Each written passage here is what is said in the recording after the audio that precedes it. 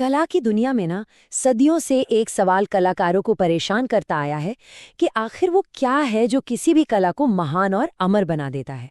आज हम इसी गहरे सवाल का जवाब ढूंढने निकले हैं। तो कभी सोचा है कि ऐसा क्यों होता है? क्यों कुछ किताबें, कोई भाषण या कोई गाना सुनकर एकदम रोंगटे खड़े हो जाते हैं और वो सदियों तक याद रखे जाते हैं, जबकि बाकी बस वक्त की धूल में कहीं खो जाते हैं? इसका जवाब पता है कहाँ है? कला की रूह में, उसकी आत्मा में। अब मजे की बात ये है, या कहूं कि यकीन करना मुश्किल है, कि इस बड़े से सवाल का जवाब छिपा है एक 2000 साल पुराने टेक्स्ट में। इसे लिखा था एक ग्रीक क्रिटिक लॉन्गिनस ने, और इस टेक्स्ट का नाम है ऑन द सबलाइम। तो आखिर ये ऑन द सबलाइम है क्या भला? असल में ये कोई भारी भरकम किताब नहीं है, ये तो पहली सदी में लिखा गया एक खत है। हाँ, एक दोस्त के नाम लिखा हुआ खत। और जरा सोचिए, एक चिट्ठी में कला की महानता का वो राज छिपा था जिसे दुनिया ढूंढ रही थी। तो सबसे पहले इस एक शब्द को पकड़ते हैं, सबलाइम। ये है क्या? देखिए, ये सिर्फ खूबसूरती या ब्यूटी नहीं है। नहीं, उससे कहीं ज्यादा गहरा है। सबलाइम वो एहसास है जब कोई कलाकृति हमारे होश उड़ा दे, हमारे मन को इतना ऊंचा उठा दे कि हम बस हैरान रह जाएं, एक अजीब सी हैरत, इज्जत और एक कमाल के जोश से भर जाएं। और ये जो लाइन है ना, ये लॉन्गिनस की पूरी फिलॉसफी का निचोड़ है। उनका कहना था, sublimity is the echo of a great soul, यानी महानता जो है ना, वो किसी महान आत्मा की गूंज है। मतलब साफ है, असली महान कला किसी कलाकार के अंदर से, उसके चरित्र से, उसकी रूह से निकलती है। ये सिर्फ स्किल या तकनीक का खेल नहीं है, बिल्कुल नहीं। अच्छा, तो ये तो समझ आ गया कि महान कला महान आत्मा से आती है, पर सवाल ये है कि इसे अपनी कला में लाया कैसे जाए? क्या इसका कोई फॉर्मूला है? लॉन्गिनस ने इसका भी जवाब दिया। उन्होंने एक तरह का ब्लूप्रिंट दिया है। तो चलिए महानता के उन 5 स्रोतों को एक एक करके समझते हैं।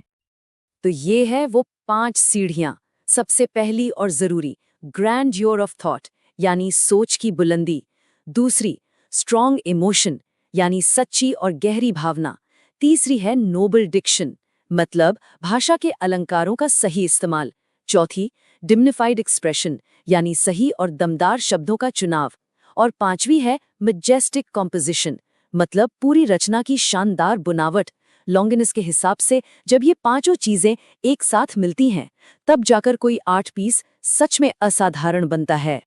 तो सबसे पहले पर आते हैं महान विचार। देखिए, लॉन्गिनस का मानना बिल्कुल साफ था, जिसकी सोच ही छोटी हो वो महान कैसे लिख सकता है? नामुमकिन है। जैसे होमर की कहानियों को याद कीजिए, उनमें देवताओं की, वीरों की, बलिदान की बातें हैं। कितने ऊंचे और बड़े विचार हैं, तभी तो वो आज भी हमारे दिलों में जिंदा हैं। अब आते हैं दूसरे पॉइंट पर, स्ट्रॉन्ग इमोशन। और यहाँ सबसे जरूरी शब्द है सच्ची भावना। मतलब इमोशन असली होना चाहिए, दिल से निकला हुआ। क्योंकि बनावटी नकली इमोशन तो पकड़ में आ ही जाता है ना, वो कभी किसी के दिल को छू ही नहीं सकता। कला में जान तो तभी आती है जब इसमें सच्ची भावनाएं हों। ओके, तो ये तो हो गई बनाने की बात कि सबलाइम पैदा कैसे होता है। लेकिन अब एक और जरूरी सवाल, हम इसे पहचानेंगे कैसे? किसी किताब को पढ़कर या किसी पेंटिंग को देखकर कैसे पता चलेगा कि इसमें सबलाइम है? इसकी असली पहचान क्या है? लॉन्गिनस ने इसके लिए भी कुछ निशानियां बताई हैं, एक तरह का लिटमस टेस्ट। पहली निशानी, ऐसी कला हमें अंदर तक हिला देगी, रोमांचित कर देगी। दूसरी, ये टाइमलेस होती है, आज भी चलेगी, 100 साल बाद भी चलेगी। तीसरी, ये हमारी आत्मा को ऊपर उठाती है, हमें कुछ बेहतर महसूस कराती है। और शायद सबसे जरूरी, ये हमेशा नेचुरल लगती है, जबरदस्ती की हुई या बनावटी नहीं लगती। अब आते हैं इस पूरी बातचीत के सबसे गहरे और सबसे जरूरी हिस्से पर। लॉन्गिनस की असली विरासत, उनकी सबसे बड़ी देन क्या थी? वो ये थी कि उन्होंने कला को सिर्फ रूल्स और टेक्निक के चश्मे से देखना बंद किया। ये जो फर्क है ना, ये सब कुछ साफ कर देता है। एक तरफ है वो कला जो सिर्फ तकनीक के दम पर खड़ी है, वो बनावटी होगी और कुछ ही दिन चलेगी। और दूसरी तरफ है वो कला जो एक महान आत्मा से निकली है, वो नेचुरल होगी, अमर होगी। तो ये बात सिर्फ हुनर की नहीं रही, ये बात चरित्र की हो गई। क्योंकि लॉन्गिनस के लिए महानता कलम से नहीं, लिखने वाले की आत्मा से पैदा होती है।